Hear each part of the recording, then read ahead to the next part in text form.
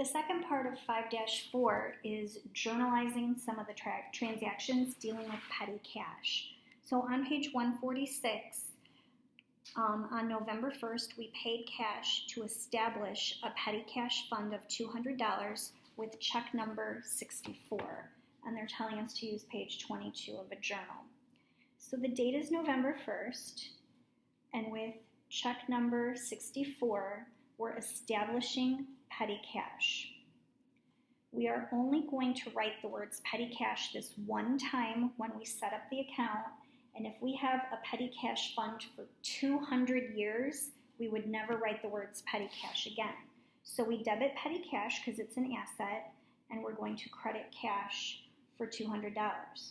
So now the fund has been set up, and the next transaction says on November 30th, we paid cash to replenish the petty cash fund.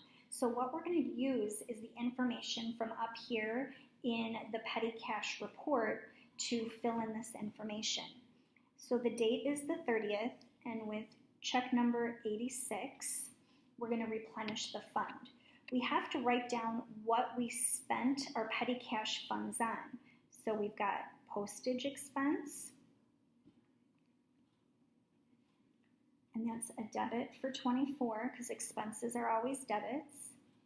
And we've got miscellaneous expense for $20. We now have this cash short we have to deal with. So we've got an account called cash short and over, and that will be a debit of $2, so that when we add all of these up, that equals our cash credit for $46. Notice how I never wrote petty cash in here when I replenished the fund.